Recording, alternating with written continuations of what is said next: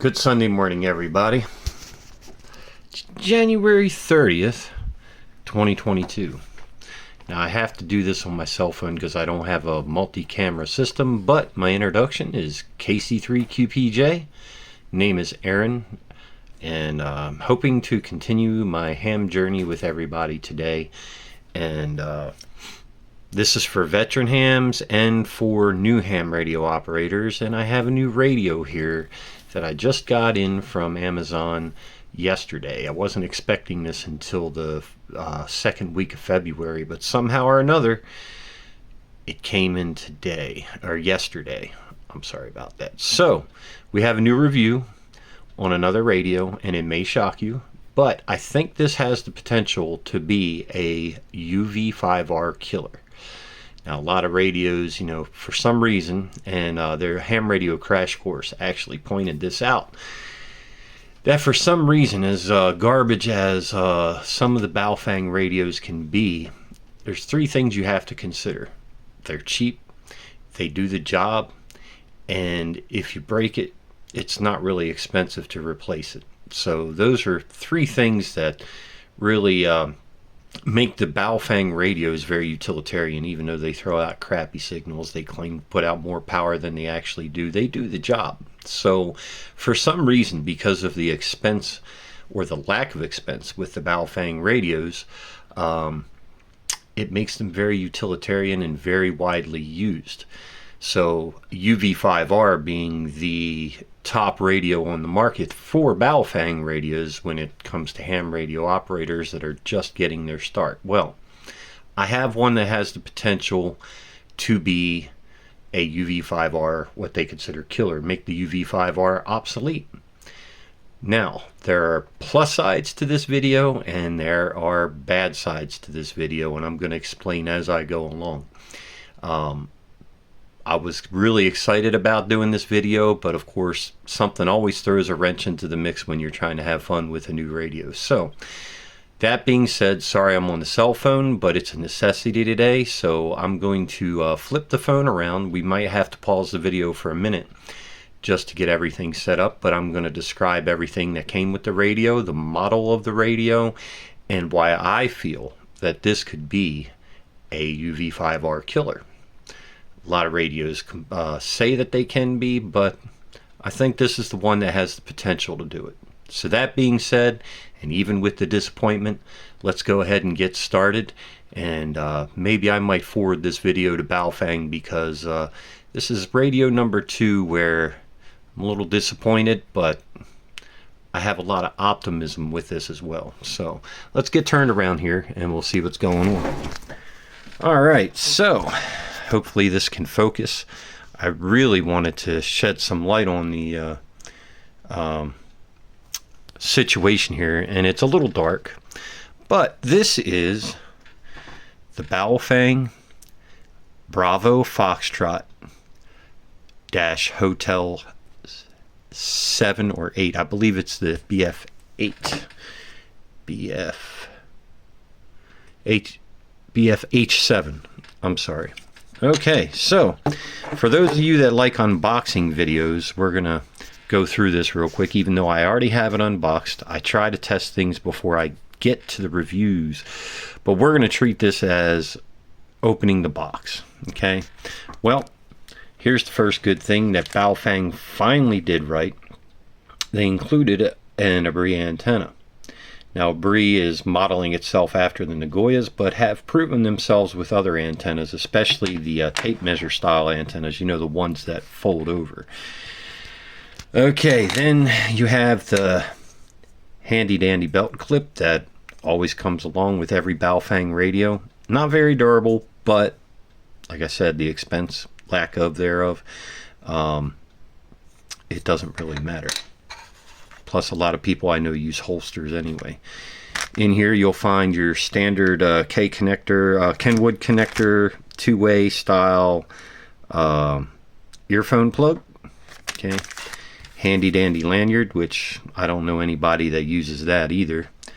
The stock antenna that came with the radio. So that's your stock dual band, and this is a dual band radio.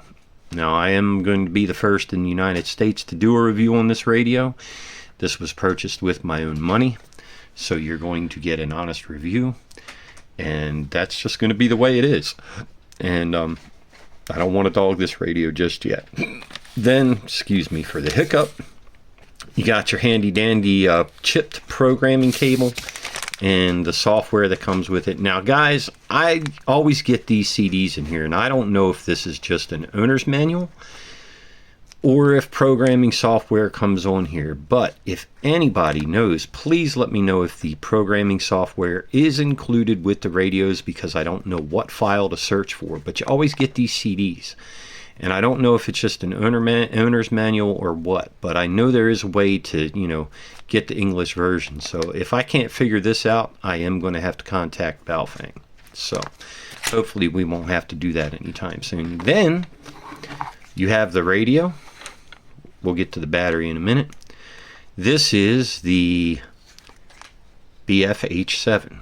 Now I'm going to tell you why I feel like this is going to be the UV5R killer, and you will figure this out in a moment when we power this up. And now the only thing it hasn't changed is the channels. Still only 128 or 125 to 128 channels programmable. But let's face it, how many people actually use all 128 channels in these radios? I mean, come on fellas, really. An analog radio, you don't have 128 repeaters around you. So, you know, you program frequencies. I like to program simplex frequencies on the fly. There's just no point. I mean, if you want to have a dedicated channel such as 14652 and all that fun stuff, then that's the way to go. Now, here's the other cool thing about it. This is a FCC certified radio. I'm not sure what compliance it is under, but it's also got the European certification, certified electronics from Europe. And here's the other thing that I found very cool. Here's the battery. I believe it's a 2200 milliamp hour and 7.4 volt, I believe, maybe a little bit more than that, but also has an FCC approval on it. So so far out of the box, the biggest improvement I noticed is, just as a bonus, right out of the gate, they're including a better quality antenna. I guess they're including their old antenna just as backup. But let's go ahead and get this thing together, and I'll be right back so that we can start what I like and what the big issues are here once we get this powered up. Okay, welcome back everybody. I still have the light on the camera because I know that it's very low light. Okay, so we have the antenna attached. And here's a comparison real quick. We're gonna come over here with my BF-R3. Now, here's the funny thing about this. This BF-R3 is taller. It came, actually, let's go ahead and put the antenna on this one. So right off the bat, the only reason the BF-R3 is taller is because of the extended life battery. Okay, now here's the cool thing. With both antennas tip to tail, you got about a 2-inch difference with antenna height. Okay, now without this extended life battery, this radio is actually bigger than the BF-R3. Heavier duty case, a little bit better of weatherproofing design on this than the BF-R3. We're just going to call this the UV5R. And the reason I'm going to call this the UV5R, it is the exact same outside dimensions and design as a UV5R. Alright, now that being said, let's take a look at the display on the UV5R. Okay, so you can see this display is very plain Jane, very what I would consider a dot matrix display. Even though it's LCD, it is dot matrix. Okay, very basic looking lettering. The only way you can change the channels is by clicking your little arrow keys here. Okay, so we have a few repeaters programmed in here. This radio is up and working. You know, you got your little call button here, which I never use, which I don't know anybody that ever uses it. You got your monitor button, and I think the monitor on this also engages the FM radio. Let's see here. Oh no, that engages the flashlight. I'm sorry. Okay, quick pressing. That's another thing that I feel is like useless on this radio. So let's turn the flashlight off. Yeah, quick pressing your call button is what brings up your FM radio. Okay, now I know this video is shaky, guys, and I'm sorry. Like I said, I'm just starting out being a YouTuber, and we're gonna get over that here soon. Okay, so that being said, here are the differences if you haven't already seen them. One, channel selector up here, flashlight eliminated. No more annoying flashlight. If you can't be like if you're a prepper or a ham radio operator that can't afford a flashlight, stop buying such expensive radios. So I think the functionality of having this channel switch up here all out beats having to use these arrow keys to change your channels. I hate using buttons to change channels, and that's one of the biggest things that I really like about the radio is they put a channel selector up top. So still have a call button, push to talk button, a programmable button, and your monitor button. Now I don't know what you can program this button for. Maybe you can use it as an extra PTT, but I'll have to look that up on the programming software. Okay. Now already, I mean, I don't mind the design of the orange around the top of it. The keys have been greatly improved. Instead of a hard plastic like these are rubberized and very clicky, very good feel. Very good feel to the radio, very hefty. And like I said, you know, they went from a 1700 milliamp hour battery to a 2200 milliamp battery. So that's already beating out your stock UV5R. Now here's the downside. If they're going to expand this battery, they're only going to be able to expand it out this way. They're not going to be able to expand it down like they did with the UV5R style batteries. And the reason being is it clips in the bottom. So clipping it in the bottom, you know, you cannot extend the length of it, and it would hide the release switch, you know, and then you'd have absolutely no way to release the battery. So upgrades from this battery would only grow out, but actually I really like that because it'll make it feel even more robust in your hands. Already this is very comparable with the feeling of it, is very comparable to my my 878 handy talkie. Okay, and there's the 878 just sitting right there, just chilling at the moment, just waiting and begging to be used today, which I might do that a little bit later on. So okay, next big improvement. Now overall, just the whole feel of this thing is much improved over the UV5R. Okay, here's the other improvement. The display all around is a much cleaner, crisper, larger display than the UV5R. The menu system still works really good. I absolutely do love the menu system on here because they've actually started spelling everything out. Power save, it's a much cleaner menu, much easier to read. It is wideband or narrowband, but of course with the translation from the Chinese, you know, that's going to be some stuff there. So let's turn off this light so that we can zoom in on this the way we need to. We'll get back into the menu mode.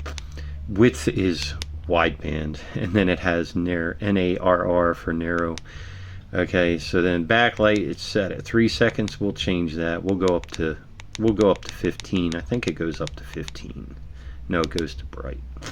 Bright means it would always be on, so we'll just use 10 seconds and hit menu to confirm, just like the other ones. But as you can see, such a clean display. Okay, the H in the top left corner represents high power, The D, I'm not sure what that stands. Oh, that's the dual standby. So the dual standby, basically it'll allow you to watch two different channels at one time. Now I hate the fact that the menu cancels out fast. It seems like that's a lot faster than the UV5R. Okay, so B prompt, transmit over time. That's your timeout timer. Your receive DCS tones, your tone coded squelch for receive, which a lot of people don't need that. Transmission CTCCS, that's the one you're going to use the most of. The FSS, okay, voice, DTMF tones, which should already be, enabled when you get it. Scan mode, I think that'll allow you to search for PL tones. PTTID, I don't know what that is. MDFA, which means when you're in channel mode. Right now we're in VFO mode. Man, I really got to trim that thumbnail, guys. Collecting dust under there too, so I apologize for that nastiness. Anyway, you can either choose, when you program a channel, to show the frequency or the name of the channel if you so choose to name it anything other than the frequency. That has to be done by computer to name the channel. So busy lockout won't allow you to transmit when the station is in use, so that's what the busy lockout is for. So if you try to transmit over top of somebody, it won't allow you to if it detects a signal coming in. I always turn that off because the interference that these radios can receive will actually keep you from having a legitimate conversation. If it's receiving some kind of weird interference, it will not let you transmit, so I turn that off. Just be courteous, don't walk over anybody. Keypad lock, direction is your plus or minus offset, and then you got your frequency offset. You're either 5 megahertz for 70 centimeter or 6 kilohertz for 2 meters. Okay, then you got your memory channel you can program in, and then you have your delete memory. Your alarm mode, I have no idea what that's for. Scan CTCS, not quite sure what that does yet, but we can figure that out another time. Then you have your squelch tail. I always leave that on, I never turn it off. Still, I'm not sure what that does. We'll have to look in the owner's manual. Has a Roger beep, don't use it, not worth it. Receive tone, I don't know what that's for. If maybe somebody can explain that to me in the comments. This is, Baofeng, they have different modes of operation overseas, so that might have to be over. Now, here's your power on message. This shows voltage. We could do preset logo or preset message. So the preset logo is okay with me, which it'll say welcome, but you can change that by programming it on the software. Okay, so language is English, and in the menu, in the owner's manual, this is listed as 38.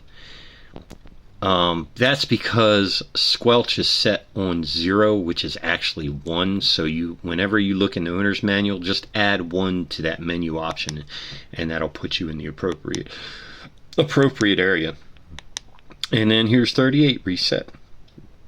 So that's the whole radio. A lot of improvements, especially on the display. And the display, as you can already see, let's put these side by side. We'll lay these down here. We'll get a nice shot over top of it. Okay, there's the two displays side by side. So already a larger display for us blind hams that have trouble reading. And believe me, my eyes are not getting any better. Alrighty, so this is going to bring us to the cons of the radio. And this is where I'm having a lot of difficulty whether or not I want to keep this radio. This radio will not transmit CTCS tones right now. I cannot get into any repeater. Even if I turn the CTCS tones or the tone coded squelch on, it will not transmit to the repeater. Alright, big deal out of the box. Now, what I'm going to do is determine whether or not it's a software issue that can be defined as far as resetting something in the software, or if it's a bad board in the radio. Now, being brand new, this thing should work right out of the box. That's just my opinion. Okay. Now, it will transmit simplex. I did test it on 14652. I was able to receive on 14652. Now, here's the other problem. I believe these factory settings have the squelch level so high on this radio that it's not receiving anything. You have to hold the monitor button open for it to receive any frequencies right now. So there's the two huge negatives. Did I get a defective radio? Quite possibly, but I don't want to rule out that it's not a software issue. It could be a software issue that you have to get into the computer programming in order to unlock that. So a lot of potential here to be a UV5R killer with all the improvements and upgrades and the expense of this radio without getting the upgraded version like I did. Well, the only upgrade is the Ibrea antenna, $42. Okay, yes, I still consider that a Baofeng a UV5R killer, even though the UV5R is $23 most cases average. You're getting a much better bang for your buck as far as versatility and display. Now, what I'm going to do, fellas, is I'm going to contact Baofeng. First, I'm going to try to find, this is the other thing that sucks, I got to find the CPS software, because right now this radio is not supported by Chirp. I might be able to sneak in another radio, choose another manufacturer or choose another BF series that's dual band to see if this will in fact be able to be programmed using a different model radio, which I've had success with that with the BF-R3. And then once I've utilized everything to try to get this radio working and I cannot get it working, we're going to end up returning the radio, or I'll do another review. I'm going to do another review regardless. But this is the BF-H7 Bravo Foxtrot Hotel 7, and a ton of potential here, guys. A lot of potential. I do not, I don't normally promote Baofeng radios. This is one that I feel has come a long way with simplification of programming and upgrading from something that was mediocre to something that's a lot better. I mean, the channel knob alone is what sold me, because I really can't stand pushing buttons. I love knobs. I don't mind buttons here and there, but I'd like a knob to be able to change the channel. I don't feel like having to stick my fat fingers, look how big my finger is compared to that button.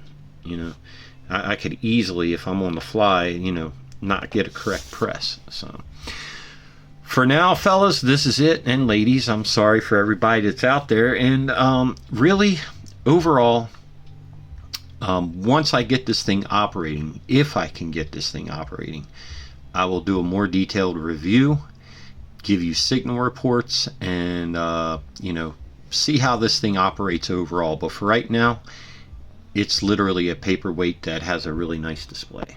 So let's see what we can do, guys, and stay tuned. I will update this within 2 weeks. So you guys have a fine day, and we will catch you again soon.